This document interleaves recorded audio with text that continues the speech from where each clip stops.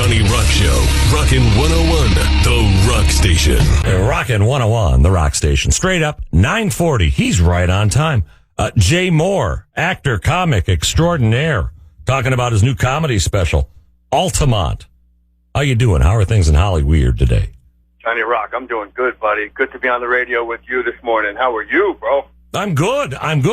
First of all, why'd you name your comedy special after a horrific concert where a guy got stabbed? Give me shelter. It's a great question. A fair one, too. Altamont's the last special I filmed before I went to rehab for Adderall addiction. So it's my own personal Altamont. It's a great special, but on the inside, I'm getting stabbed to death by the Hells Angels. Oh, jeez. Okay. Well, I'm glad you're back among the living and doing well. Good luck with your sobriety. Seriously, that's great. But I'll be looking for this special. Man, I love it. Yeah, I bet. I went to rehab, and my roommate in rehab did 19 years in prison for murder. Oh. And then they told me when I got there that lights out was at 11 o'clock, and I was like, well, maybe tonight we don't turn the lights out. I don't know if you guys have met my roommate. What, and give up show business? Oh, man. He had loyalty. He was in a gang, and he had loyalty tattooed to his stomach, but all you do in rehab is eat, so now it says Loyola Marymount. Nice. Now, you were a executive producer or highly involved in Last Comic Standing, correct? That's correct. Do you remember Dave Mohr? I don't know if you were on the show then, but he came in second. I love Dave Mohr. Oh. He was my favorite. Really? I still quote him. He's got that great bit about when the power goes out, you always forget that the power's out, so you're like, I'll get some light from the refrigerator. Oh, that's right, the power's out. Well, Dave Mohr is a good friend of the Johnny Rock Show. He lives minutes from the Red House that rocks here. He comes in here every couple months and kind of hangs out. He's sending his best though, and I'll give your best to him. He's a good man. Yeah, for the record, he's still one of my favorite comedians, and he's the reason I co-created Last Comic Standing, because people would ask me who my favorite comedians were, and the answer was guys that they didn't necessarily hear of. And Dave is exactly one of those guys. Like, nobody's funnier than Dave. There's guys doing different kinds of comedy than Dave.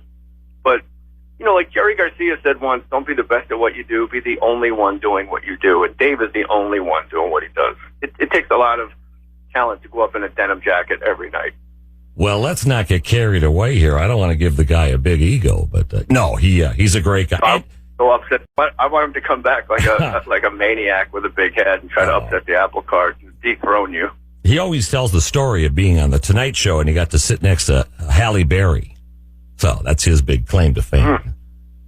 I take it. That's good company, but nice. I got a girlfriend, Halle Berry, to have a chance with me. There you go. Hey, I love this book you did a couple years ago about Saturday Night Live. Usually when you see these stories about, being on a show or being on tour, it's usually pretty positive. This was, a rocky road for you. Would you say that? It wasn't all champagne and after parties?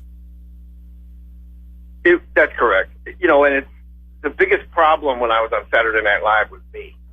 And knowing now that I was a drug addict and an alcoholic, and I was untreated, that was at the very beginning of my 23-year run of doing things my way. It's not a good fit. When you're new somewhere, you want to come all the way in, sit all the way down, and shut all the way up and learn what you can, and that's not the way I handled it. So I became the villain in my own book. Interesting. If you had to do it again, do you think you'd fly right, or was it just you were young? It was what it was, and I would murder on Saturday Night Live. I would be great at it now, because I now it's like the classic old guy thing. Like, if I knew then what I knew now, I would I didn't know how to write a sketch. I didn't own a computer.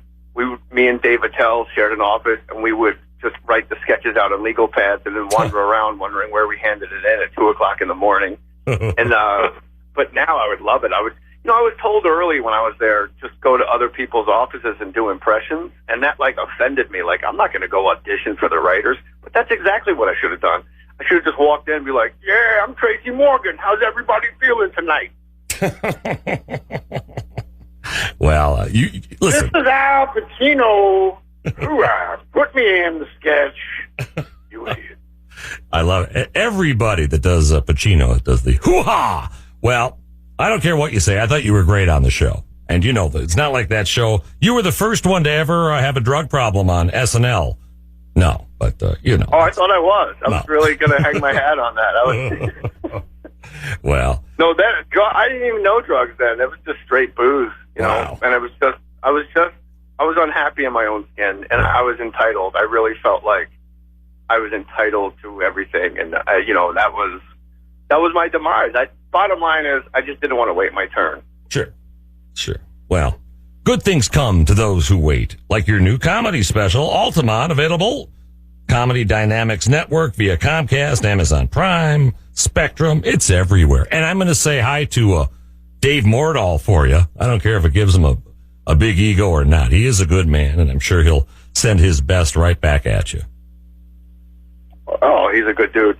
Please do. And thanks for having me, my friend. Well, listen, we can't let you go without playing a little SNL thing. This is way before your time. This is from 1975, their first season. But Jay Mohr, look for the new comedy special. Thank you for coming on the Johnny Rock Show, Jay, all right? Thank you. Thank you. Hello? Oh, there he goes. Yes. The Johnny Rock Show, Rockin' 101, the Rock Station.